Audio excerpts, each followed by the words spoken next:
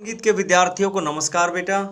जिन बच्चों के पास 11th class में एज ए सब्जेक्ट म्यूजिक है, मैं 2 वीडियो पहले डाल चुका हूं। उनमें मैंने 6 शब्दों की परिभाषाएं, जो संगीत से संबंधित परिभाषाएं 11th के सिलेबस में दी गई हैं, उनको बताया है। वो वीडियो आप मेरे देख सकते हैं जाके।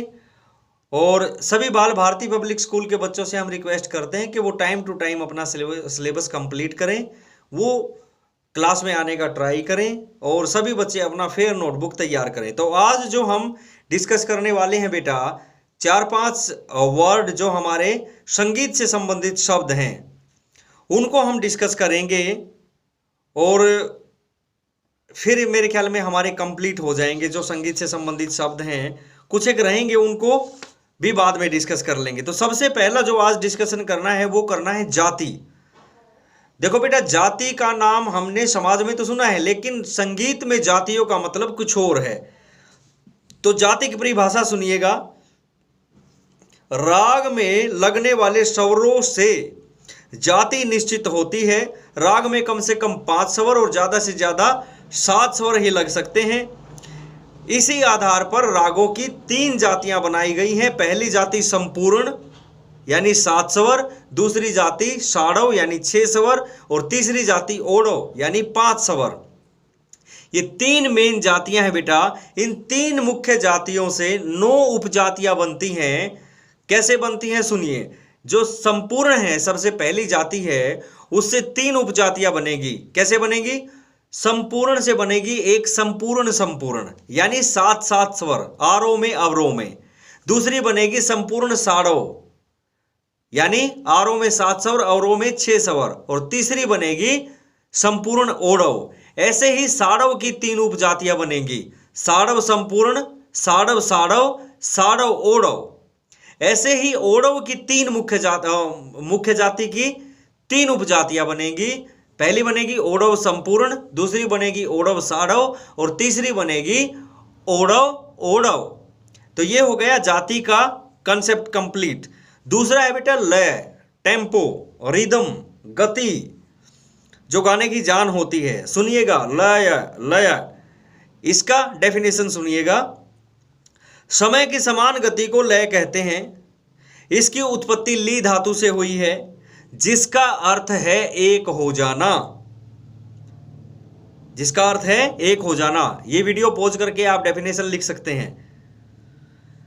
लय विहीन गीत ना पूरा होता है और ना उसका विस्तार किया जा सकता है। लय 3 प्रकार की होती है बेटा। पहली विलंबित लय यानी बहुत धीमे। अगर सेकंड से लगाएं हम तो 4 सेकंड की 1 क्लिक विलंबित लय, बहुत धीमे। दूसरी होती है मध्य लय यानी 2 सेकंड और तीसरी होती है द्रुत लय यानी 1 सेकंड। जैसे टिक टिक टिक, ये जो सेकंड्स का पैटर्न है। अब मैंने बताया आपको, विलंबित जो बहुत धीमी होती है, मध्य लय जो ना ज्यादा तेज होती है ना धीमी, और द्रुत लय जो बहुत ज्यादा तेज होती है। उसके बाद है बेटा ताल। ताल शब्द, ताल शब्द की परिभाषा सुनिएगा।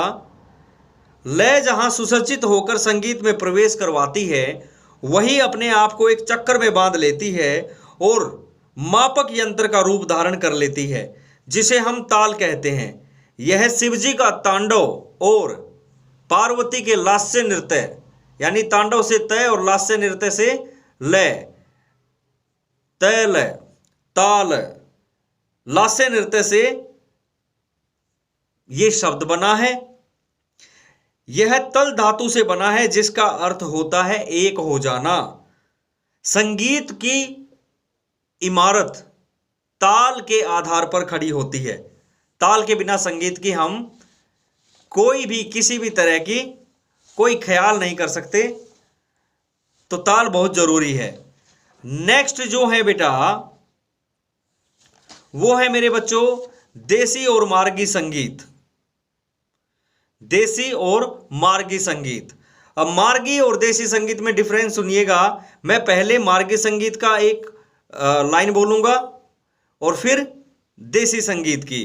तो दोनों पेज पे लिख लो, मार्गी संगीत, देसी संगीत, बीच में लाइन लगा के उनका डिफ्रेंशिएट कर देंगे। तो नंबर 1 पे मार्गी संगीत, यह देवों द्वारा आराधना की जाती है। अब देसी संगीत में, यह मानव मन खुश करने के लिए गाया जाता है। अब मार्गी संगीत नंबर 2, यह कठोर नियम वाला होता है।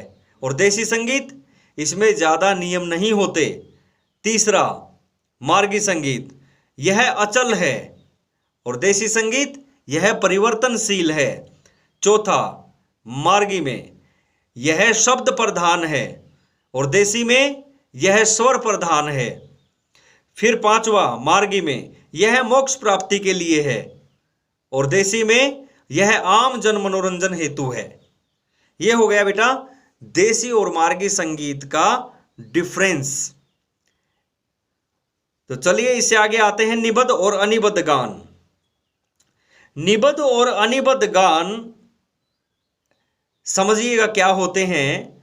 मार्गी संगीत के 2 भेद होते हैं, एक निबद्ध और एक अनिबद्ध।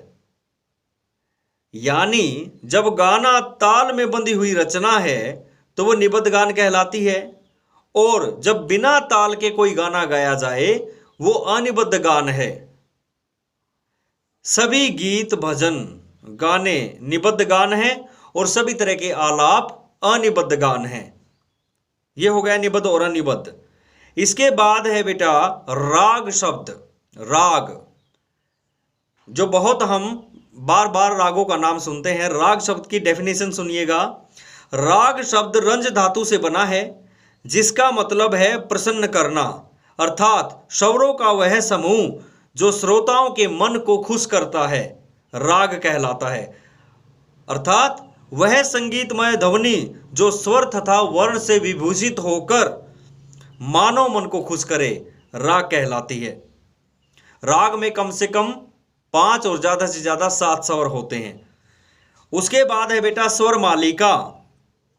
राग में प्रयुक्त होने वाले स्वरों की तालबद्ध रचना को स्वर मालिका या सरगम गीत कहते हैं।